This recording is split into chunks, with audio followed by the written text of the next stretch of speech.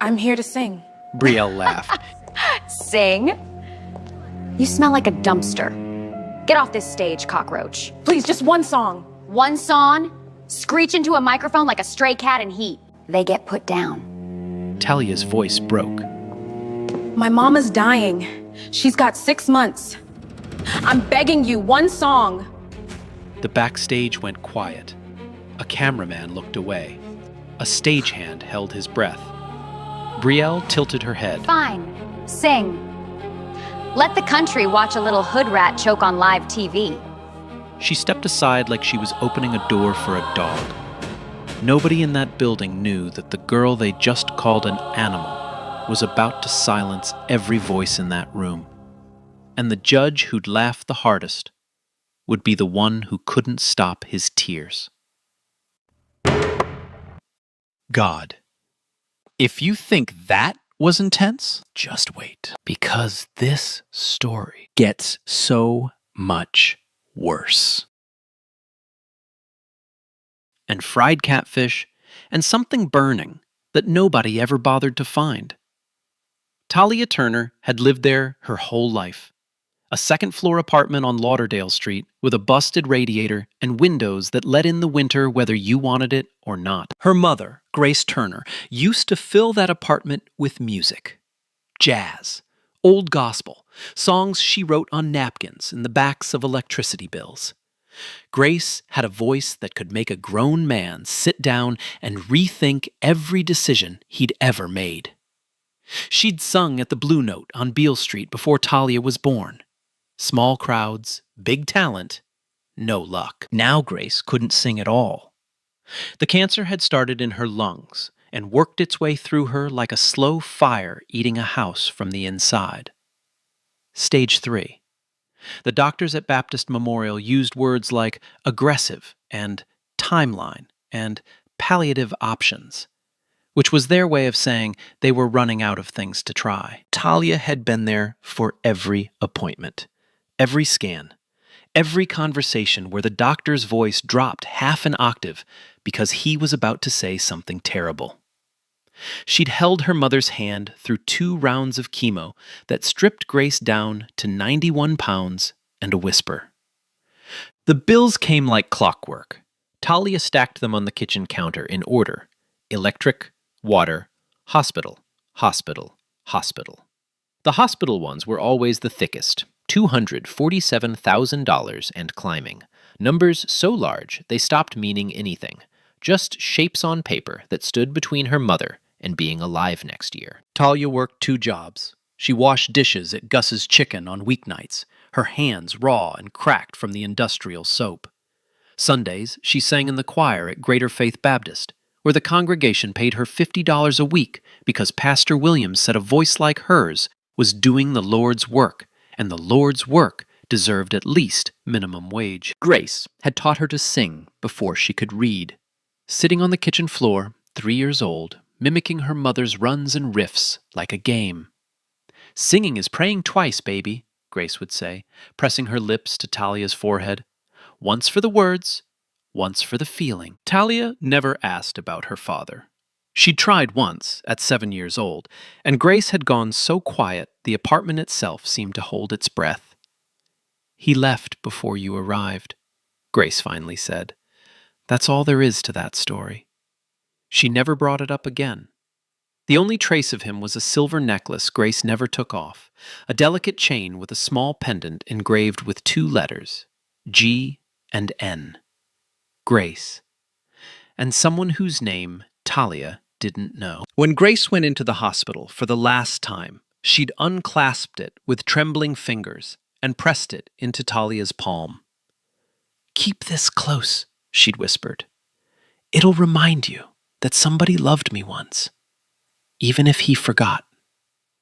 Talia wore it every day after that, tucked under her shirt, cool against her chest, like a second heartbeat. The day she saw the poster on the Route 42 bus, Voice of Tomorrow, grand prize, $250,000, she didn't hesitate. She called the number before she reached her stop, gave her name, her age, her contact.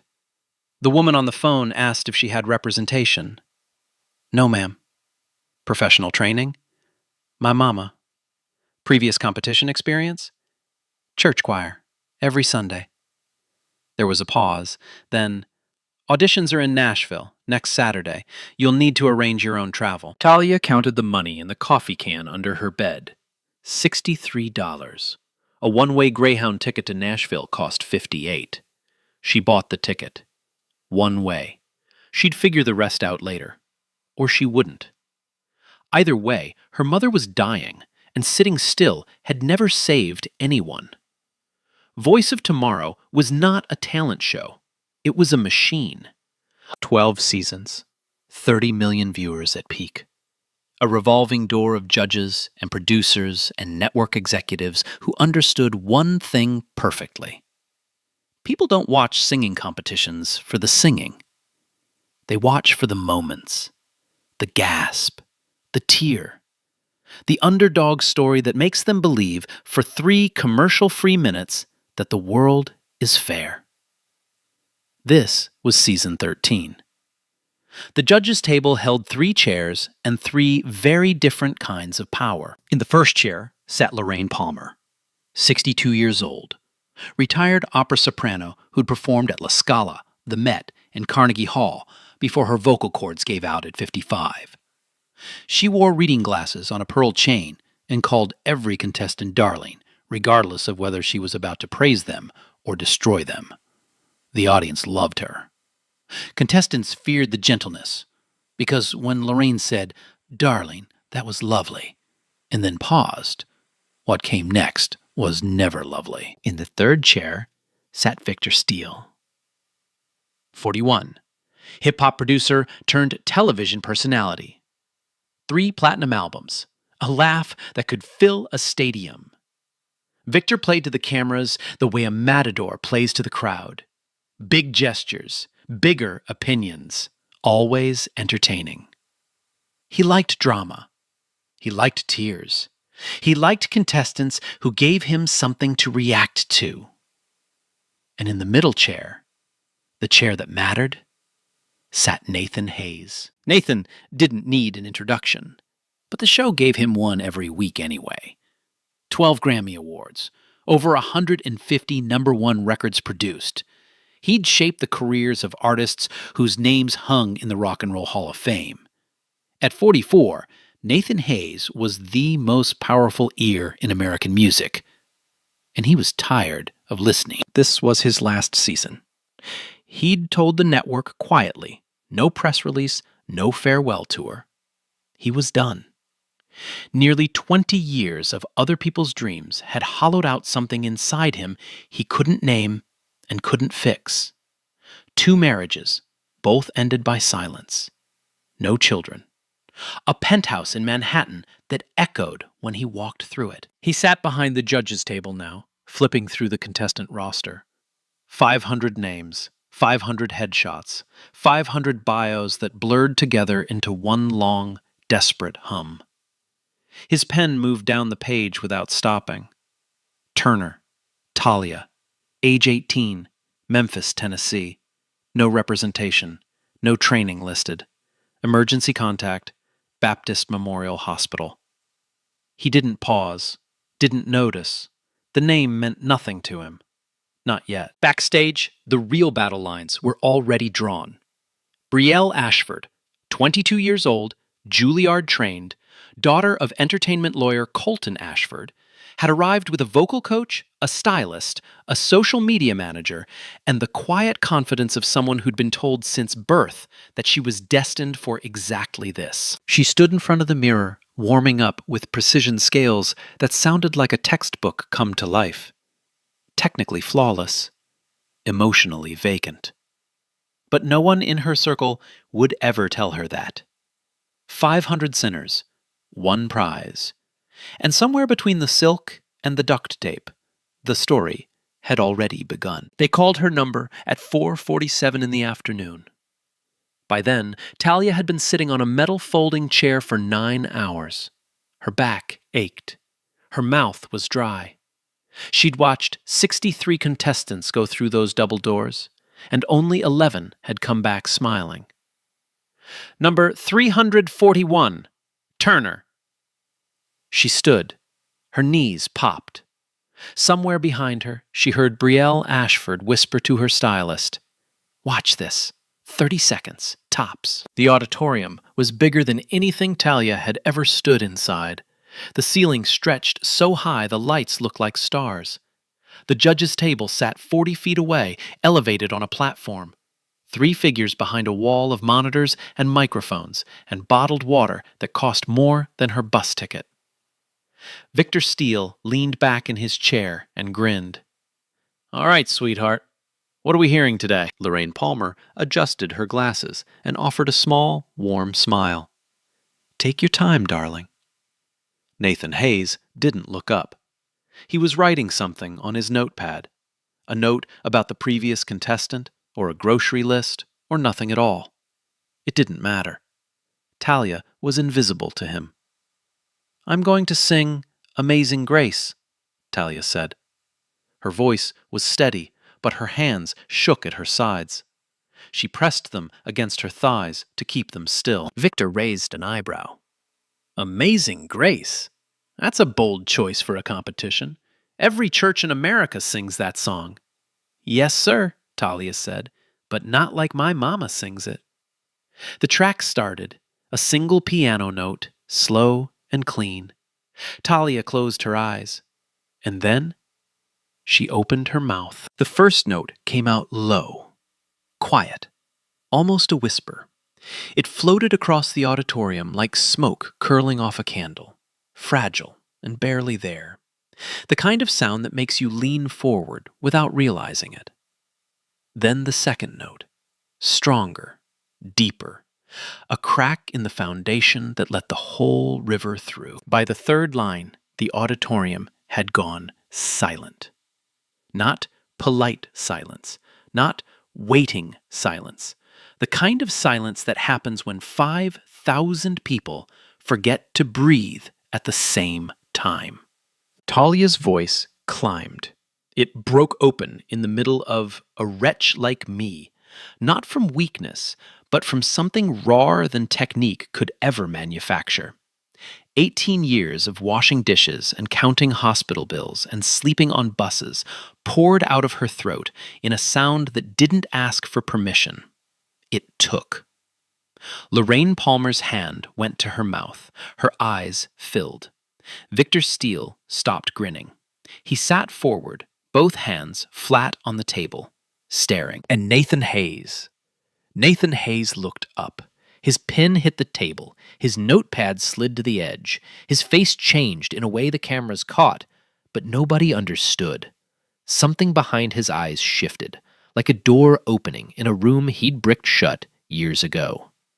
The song ended. The last note hung in the air for 3 full seconds before the room erupted.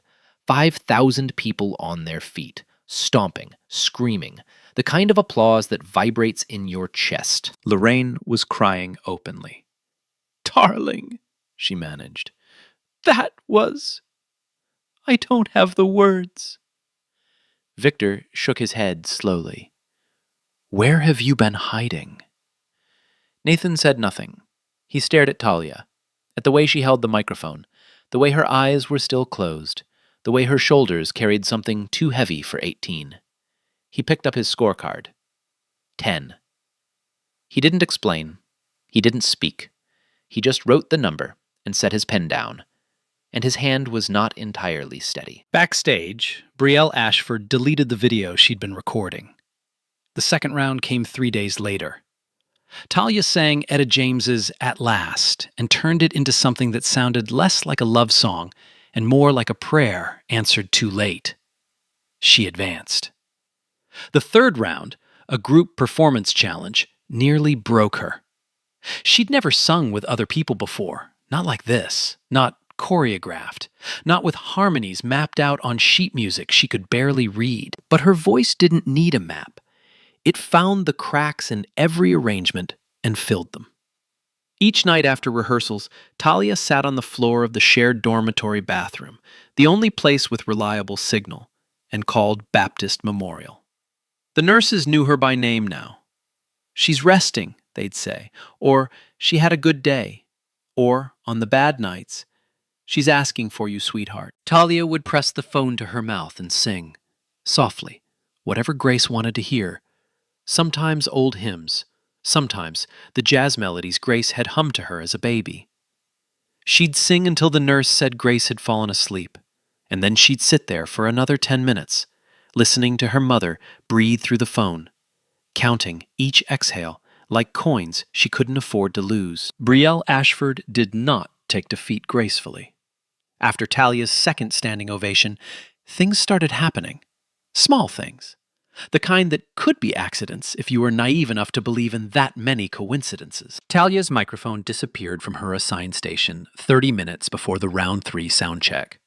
She found it in a janitor's closet. The next day, her only performance outfit, the black dress a church volunteer had donated, turned up soaking wet on the dressing room floor.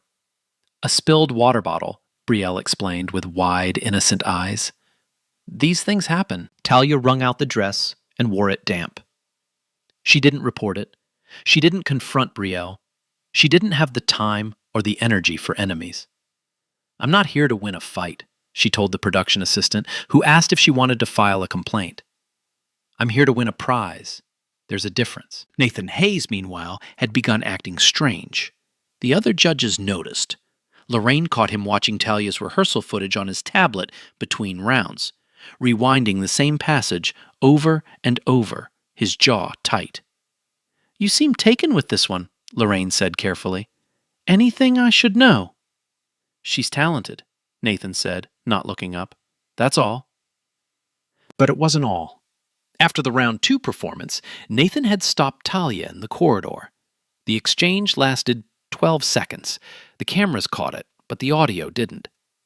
Where did you learn to sing like that? He asked. His voice was casual. His eyes were not. My mama taught me, Talia said. She used to sing jazz in Memphis. Memphis. Nathan repeated the word like it burned his tongue.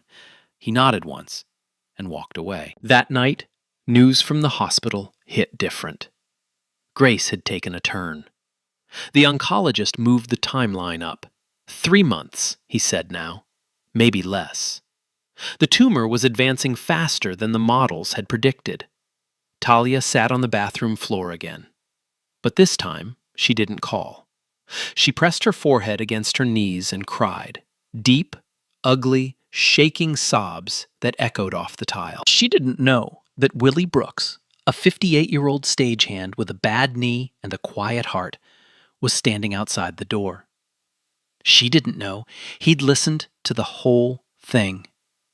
And she didn't know that the next morning she'd find a garment bag hanging on her dressing room door with a note that read, Every voice deserves to be dressed for the occasion. W.B.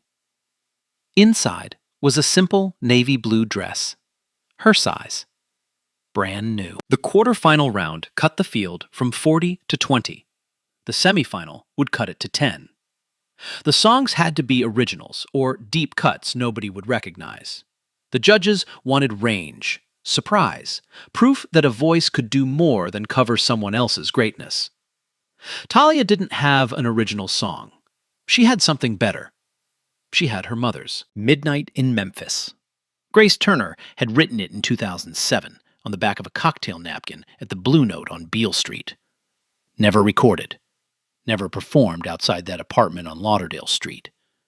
A jazz ballad about the city at night, the river, the neon, a train horn blending with a saxophone somewhere down the block.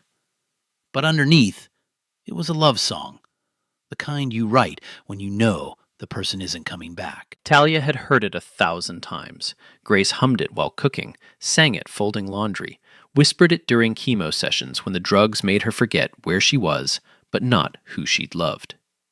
Now Talia stood on the Voice of Tomorrow stage, under lights so bright the audience dissolved into shadows, and sang her mother's secret out loud for the first time. The first verse came slow. A voice like warm water over stones. The melody was deceptively simple, the way a river looks calm right before the current pulls you under. Nathan Hayes recognized it on the 4th note. His body went rigid. Both hands gripped the table edge, knuckles white. Lorraine glanced at him, confused, but he didn't see her. He was somewhere else. Memphis, 2007. A one-bedroom apartment with a clanking radiator and a window facing the river. Grace, cross-legged on the bed, barefoot, a guitar across her lap, singing this exact melody for him. He was 25, hungry the way young men are hungry, not just for food, but for everything. He'd been working the door at a jazz club on Beale Street when he heard her voice from the stage. 3 notes, and he was done. They had 14 months. The best 14 months of his life. A fact he'd never admit to anyone. Grace sang, Nathan dreamed. They were too young and too broke and too alive to see the cliff ahead. The Nashville label called in December. 1 shot. Junior producer. Leave immediately. Grace told him she was pregnant the night before his bus. Standing in the doorway, 1 hand on the frame, 1 on her stomach. Not crying. Watching him the way you watch someone choose between 2 doors when you already know which one they'll pick. He picked Nashville. Said he'd come back. Said it with his hand on her face and his bag already packed and his eyes already past her toward the highway. He didn't come back. Changed his number 6 weeks later, told himself it was temporary, then necessary, then stopped telling himself anything at all, and buried Memphis under 12 Grammys and 2 divorces and a penthouse with no photographs on the walls.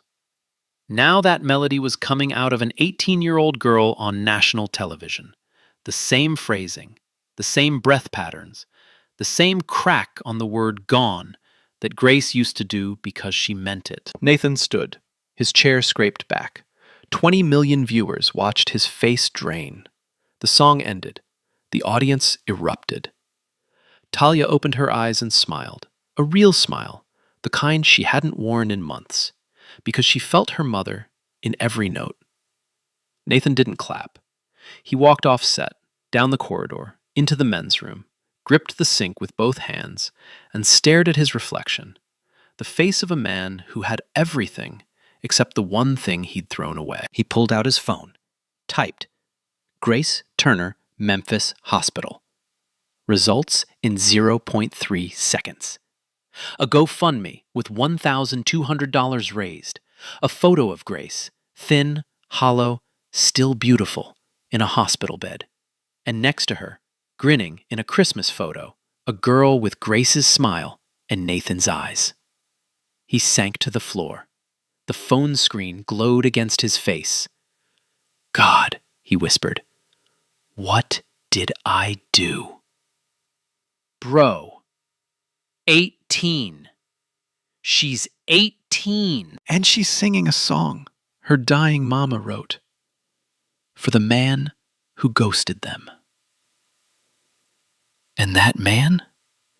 He's sitting right there, judging her.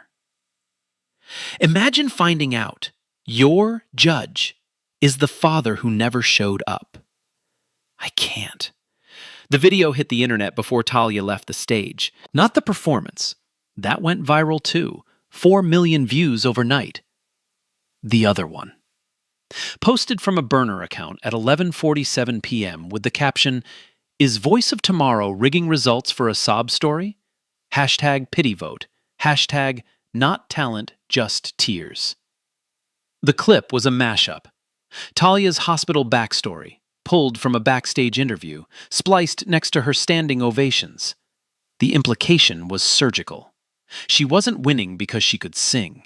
She was winning because she was sad. By morning, hashtag pity vote was trending in 14 states. Comment sections turned into war zones. Half the internet defended Talia. The other half called her a fraud, a charity case, a girl weaponizing her mother's cancer for prize money. Talia read every comment at 3 a.m., blue phone light painting shadows across the dormitory ceiling. She knew she shouldn't scroll. She couldn't stop. Each word landed like a stone dropped into water that was already rising. She's playing the judges. Classic manipulation. Bet her mom isn't even that sick. This is a singing competition, not a GoFundMe. The production team called an emergency meeting at 8 the next morning. 4 executives, 2 lawyers, and a PR consultant crowded around a conference table debating whether Talia Turner was a liability or an asset. The optics are problematic, the consultant said, tapping a pen against her tablet. Keep her, and she wins. Half the audience cries rigged. Cut her. The other half says we punished a dying woman's daughter for being poor. Nathan Hayes walked into that meeting uninvited. He'd heard about it from a sound engineer who owed him a favor. He sat at the end of the table without asking and said 6 words that ended the discussion. Her voice speaks for itself. Period. Lorraine Palmer, joining by speakerphone from her hotel, backed him up without hesitation. I've judged competitions on 4 continents. That girl is the most naturally gifted vocalist I've heard in 20 years. Her personal circumstances are irrelevant to her instrument. Victor Steele shrugged. Keep her. The drama's good for ratings anyway. Talia stayed, but the damage had already burrowed in. She stopped eating in the shared cafeteria, stopped making eye contact with other contestants in the hallways. She rehearsed alone now, in a practice room at the end of the hall with the door locked. The navy dress from Willie Brooks hung on the back of the door like a promise she wasn't sure she could keep. That evening, she called Baptist Memorial. The nurse's voice was different this time. Softer, careful, the way people speak when they're holding something that might break. Your mama had a rough day, honey. She's stable now, but she's been asking for you. They held the phone to Grace's ear. Talia could hear her mother's breathing, thin, shallow, labored. The sound of lungs fighting a war they were slowly losing. Mama, I don't know if I can do this. A long pause. Then Grace's voice, barely there, like wind slipping through a cracked window. Sing, baby. Just sing. Talia hung up, sat on the cold floor, stared at the wall for what felt like an hour. Then she looked down at the necklace resting against her collarbone. Silver chain, small pendant, 2 letters she'd never understood. G and N. She'd almost quit, almost walked to the airport, almost bought whatever ticket would carry her back to Memphis and her mother's bedside where she belonged. But Grace said sing. So she'd sing. She stood up, wiped her face with the back of her hand, walked back to the rehearsal room. 3 floors above, Nathan Hayes sat alone in his hotel room, watching backstage security footage on his laptop. He saw Talia walking down the corridor, saw the necklace swing forward and catch the fluorescent light, saw the letters G and N. His hand covered his mouth.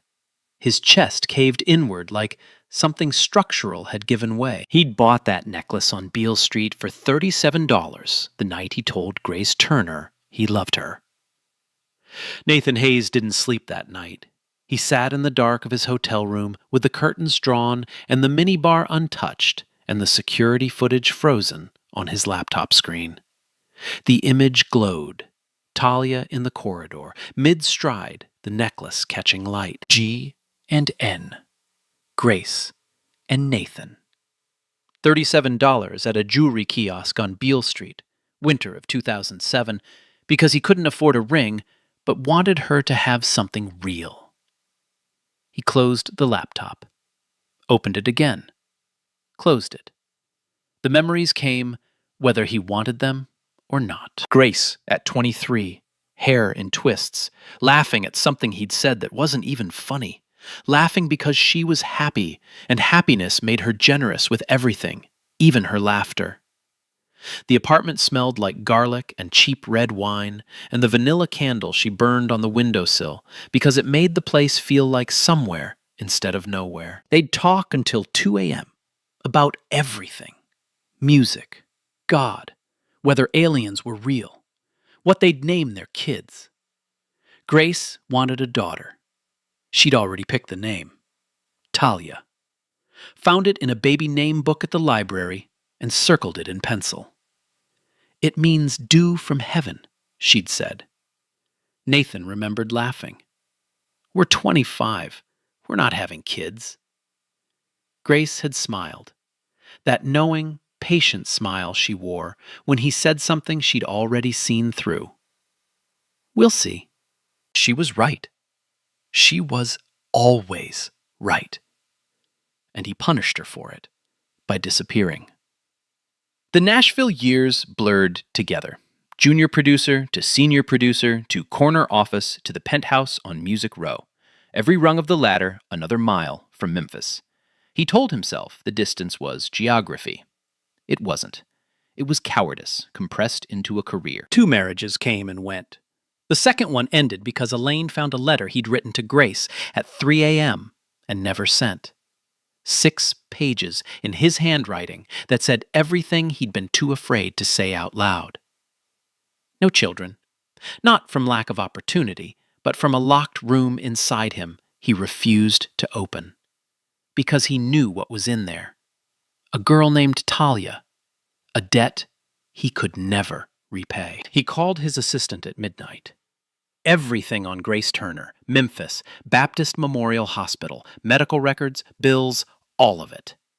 The file arrived at 6 a.m.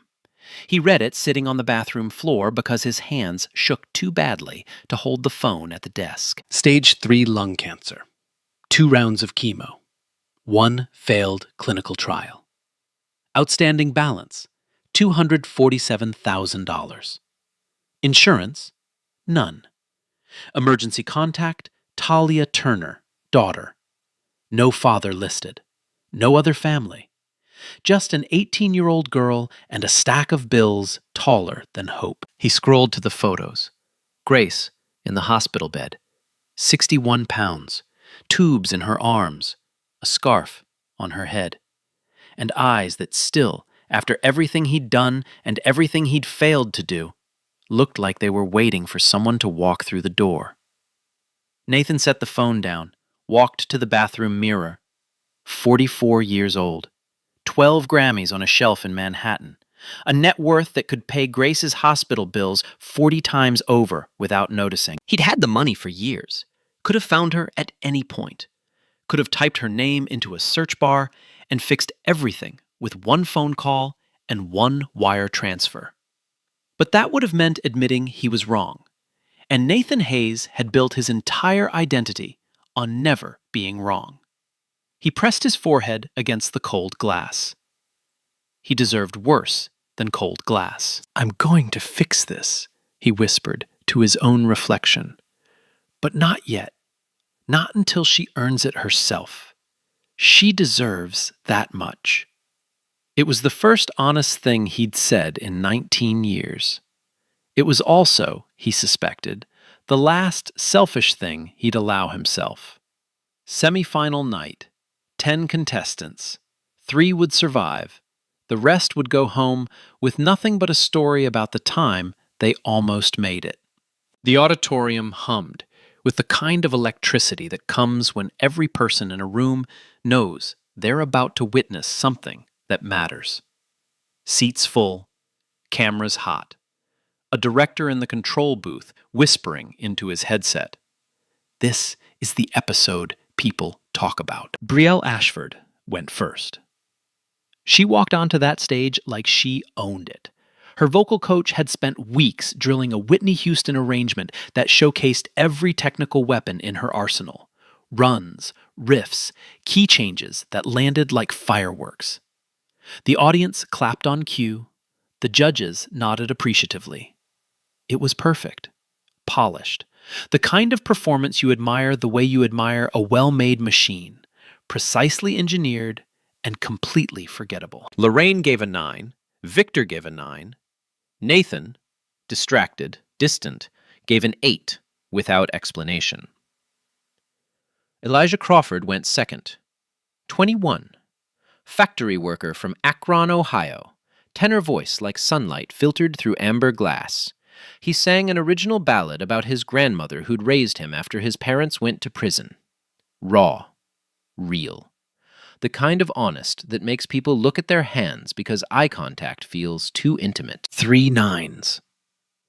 Elijah walked off stage breathing like he'd been underwater for 4 minutes.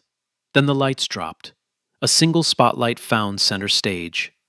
Talia Turner stepped into it, wearing the navy blue dress from Willie Brooks, the silver necklace resting against her collarbone, and an expression that wasn't fear and wasn't confidence. Something older than both. Purpose. She'd chosen Hallelujah, but not the version anyone knew. She'd rearranged it in her mother's style. Jazz phrasing, blues undertones, the melody bent and stretched until it sounded less like a hymn and more like a confession whispered to God.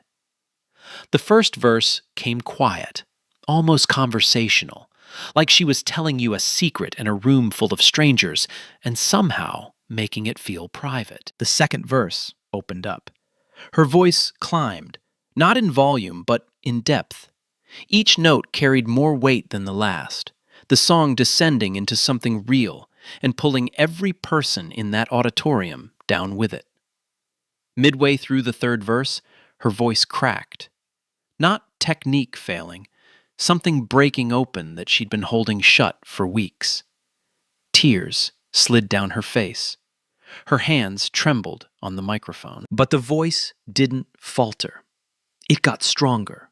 The crack became a canyon, and out of it poured everything. The hospital bills, and the bus rides, and the soaking wet dress, and the 3 a.m. phone calls, and a mother who whispered, "Sing," because it was the only word she had the strength to say. 5,000 people stood, not one at a time, all at once, like a wave hitting a wall. Nathan, red-eyed, jaw locked, looked at the scorecard in front of him, wrote a number, held it up. 10. His voice through the microphone was rough. I've been in this industry nearly 20 years, produced legends, Grammy winners, Hall of Famers. He paused, swallowed hard. I've never heard anything like what I just heard. Top 3 announced. Brielle Ashford, Elijah Crawford, Talia Turner. The finale was set, and Nathan Hayes was running out of time to decide what kind of man he was going to be. The night of the finale, 22 million people tuned in. The grand old auditorium had been transformed. New lighting rigs hung from the ceiling like constellations made of steel and glass. The judges' table gleamed under a fresh coat of lacquer. Red velvet draped the walls. Everything about the room said, "This is where history happens." Backstage, 3 contestants prepared in 3 very different ways. Brielle Ashford sat in front of a mirror ringed with lights, while her stylist pinned every strand of hair into mathematical precision. Her vocal coach ran her through breathing exercises. Her social media manager scheduled posts for every 15-minute interval of the broadcast. She was ready. She'd been ready since birth. Elijah Crawford paced a narrow corridor with his earbuds in, eyes closed, mouthing the words of his song. His hands were shaking. He called his grandmother, who told him the same thing she'd told him every day of his life. "You already won, baby. Everything else is gravy."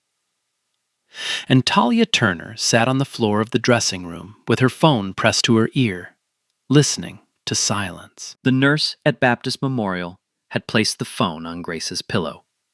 Grace was too weak to hold it, too weak to speak in full sentences.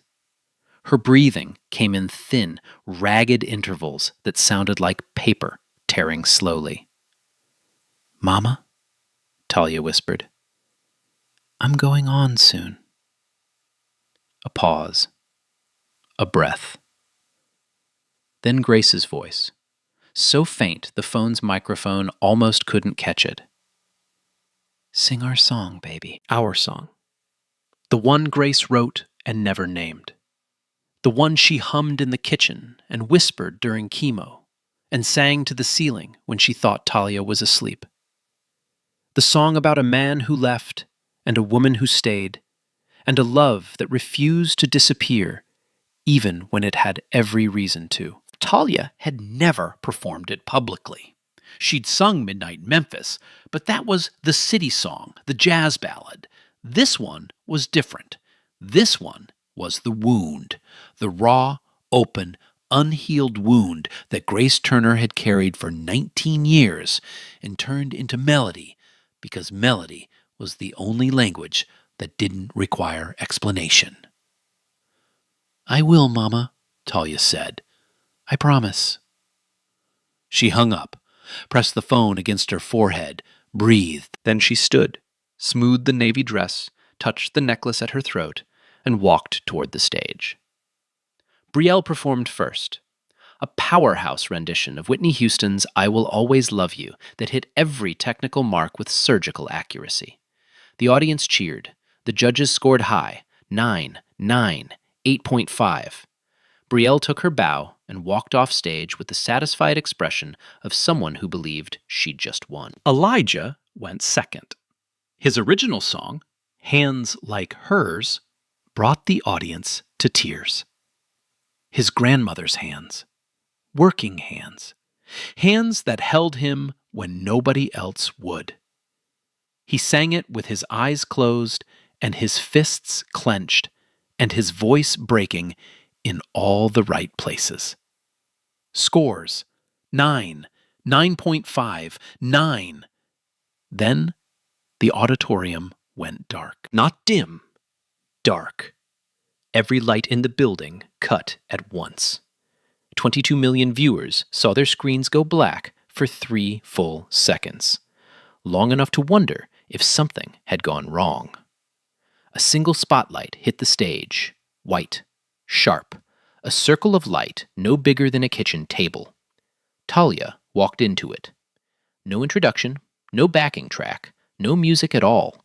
She opened her mouth and sang her mother's unnamed song a cappella into a silent auditorium. The melody started in a register so low it felt like a vibration more than a sound, something you sensed in your ribs before your ears understood it. A lullaby, pitched for the end of the world. The words told a simple story. A woman in a small apartment, a man who promised to stay, a door closing at dawn, a child growing inside her who would never know the sound of his voice. And despite all of it, despite the betrayal and the silence and the years of nothing, a refusal to stop loving. Not forgiveness, not weakness, just a stubborn, immovable choice to keep the light on in case he ever found his way back. Talia sang it the way her mother sang it, with her eyes closed and her chin tilted slightly up, as if the words were going somewhere higher than the ceiling. Her voice filled every corner of that auditorium. It settled into the spaces between people. It made strangers reach for each other's hands. At the judges' table, Lorraine Palmer wept openly, both hands covering her face. Victor Steele sat perfectly still, his usual showmanship stripped away, his eyes fixed on the stage like he was witnessing something he didn't have the vocabulary to describe. And Nathan Hayes recognized every word. He recognized the melody he'd heard through a thin wall in Memphis. He recognized the breath pattern Grace used when she was singing something that mattered. He recognized the pause before the final verse. The pause where Grace always swallowed hard because the next line was the one about the baby. His hands gripped the edge of the table. His face, broadcast to 22 million screens, shifted from composure to recognition to devastation in the space of 4 seconds. The final note left Talia's mouth and rose into the rafters and hung there, suspended, as if the building itself was holding its breath. Silence. 5 full seconds of absolute silence. Then the auditorium exploded, every person on their feet, The sound was physical, a wall of noise that hit the stage like a wave. People were crying, screaming, holding their phones up to capture something that no screen could ever fully hold. Nathan stood. His chair fell backward. His microphone was live. And before anyone on the production team could cut the feed, his voice cracked through the speakers. That song. I know that song. The auditorium went quiet. 22 million people leaned closer to their screens. Nathan's eyes were locked on Talia. His face was wet. His hands hung at his sides. I know that song, he said again, and his voice broke on the last word like a man stepping off a ledge he'd been standing on for 19 years. Nathan Hayes stepped down from the judge's platform. In 13 seasons of Voice of Tomorrow, no judge had ever left their chair during a live broadcast. The protocol was absolute. Judges sit, judges score, judges comment. The stage belongs to the contestants. The table belongs to the judges. The line between them is not crossed. Nathan crossed it. The production director screamed into his headset. What is he doing? Cut to commercial! Cut to! But the executive producer overruled him with a single raised hand. 22 million viewers. You don't cut away from 22 million viewers. You ride it. Nathan walked past the monitors, past the camera operators who pivoted to follow him, past Lorraine, who reached for his arm and missed, past Victor, who stood but didn't move, understanding on some animal level that whatever was happening was bigger than protocol. Talia stood in the spotlight. Her eyes were still glistening from the performance. She watched this man, this famous, powerful, untouchable man, walk toward her with a face she'd never seen on a judge before.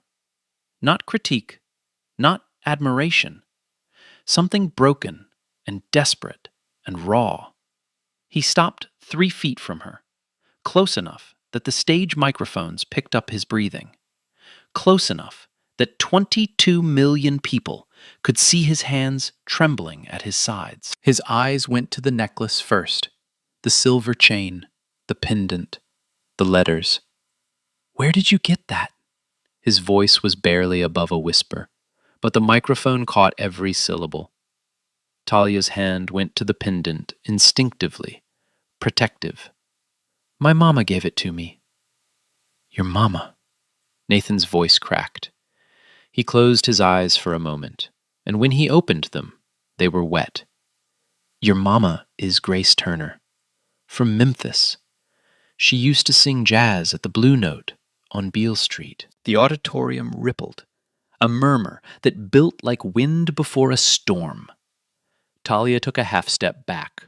Her expression shifted, confusion, then suspicion, then something colder.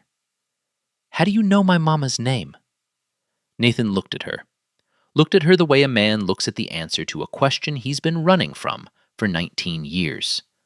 And then he said it, on live television, in front of the entire country. Because I gave her that necklace, on Beale Street, in the winter of 2007, the night I told her I loved her. The gasp from the audience was audible on the broadcast. Not dramatic, involuntary. 5,000 people inhaling at the same time. Lorraine Palmer's hand flew to her mouth. Victor Steele sank back into his chair. The cameras, all 7 of them, locked onto the 2 figures standing in that single white spotlight. Talia understood. It happened in stages, like watching someone fall through ice. First, confusion, then calculation, then the terrible, irreversible click of a truth she could never unknow. I'm your father, Talia. Nathan's voice broke completely. The words came out fractured, swollen. And I am so sorry. I am so sorry. The audience held its breath. The cameras held their focus. The country held still. Talia didn't move toward him. She didn't collapse. She didn't scream. She stood exactly where she was, tears streaming down her face. And when she spoke, her voice was steady in a way that his would never be again. You left us. I know. She's dying. Right now. In a hospital bed in Memphis. I know. And you were here this whole time, sitting behind that table, watching me sing, knowing. Nathan's face crumbled. There was no other word for it. The architecture of composure he'd spent nearly 20 years building, the awards, the reputation, the controlled public persona, collapsed like scaffolding in a high wind. I didn't know at first, he said. But I know now. I've known since midnight in Memphis. And I should have said something then. I should have said something 19 years ago. I should have never left. Talia stared at him. Her chin trembled, her fists clenched at her sides. And then she said the thing that 22 million people would replay for weeks. I didn't come here to find a father. I came here to save my mother. She turned away from him, faced the audience, stood in that spotlight, alone, shaking, 18 years old, with the dignity of someone 3 times her age. The host appeared from the wings with an envelope trembling in his hands. The results. The scores had been tabulated before Nathan left his chair. The winner of Voice of Tomorrow, Season 13, he paused. Not for drama, because his voice wasn't cooperating. With the highest combined score in the history of this competition, Talia Turner. The auditorium didn't just cheer. It erupted. A sound like thunder trapped indoors. Talia closed her eyes, pressed her hand against the necklace, and whispered a single word that no microphone caught, but every camera saw on her lips. Mama. 48 hours after the finale, Nathan Hayes landed in Memphis. He hadn't slept, hadn't eaten. He sat in the hospital parking lot for 11 minutes before he could open the car door.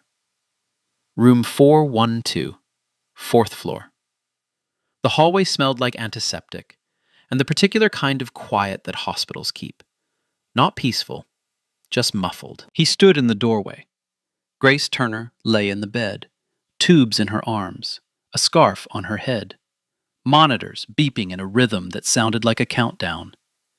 She opened her eyes, saw him. 19 years collapsed into a single look. She didn't gasp, didn't cry. She looked at him the way you look at a storm you've watched on the horizon so long you'd almost convinced yourself it wasn't coming. You're late, she said. Nathan sank into the chair beside her bed and cried the way men cry when they've held it so long the release feels like violence.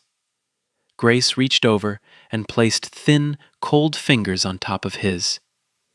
She has your eyes, you know. I see you every time she sings. I'm sorry.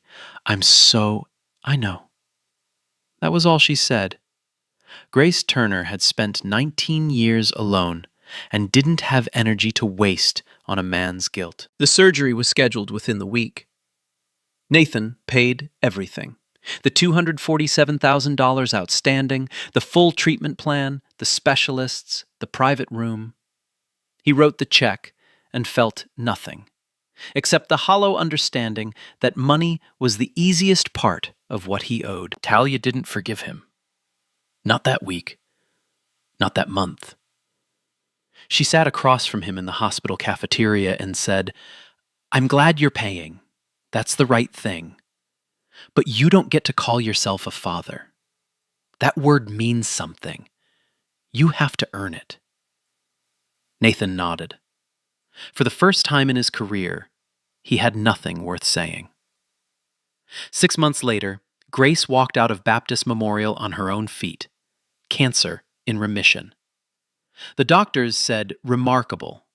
Grace said stubborn. Talia enrolled at Berkeley on a full scholarship, offered the morning after the finale by a dean who'd watched the broadcast with tears running into his coffee. Every Sunday, Nathan flew to Memphis, sat in the front pew at Greater Faith Baptist. He didn't sing. just listened to his daughter's voice fill the room the way her mother's once had, with a power that came not from training, but from something deeper, something inherited, something unbreakable. They weren't a family yet. Maybe they never would be, but they were trying. And trying was more than Nathan had done in 19 years. For now, for Grace, for Talia, for the quiet space between what was broken and what might still be built, it was enough. Some voices are born from pain, but the strongest voices, they're born from love that refuses to die. What would you do if the person judging the biggest moment of your life turned out to be the father who abandoned you before you were born? Drop it in the comments. I need to hear this one. If this story hit you the way it hit me, share it with someone who needs it today. Subscribe and hit that bell. Stories like Talia's don't come around twice. Man, she didn't come looking for a daddy. She came to save her mama. 18 years old, nothing but a voice and duct tape shoes. And somehow, she just made the whole country cry. Imagine being that strong. I couldn't. That's why I told this story.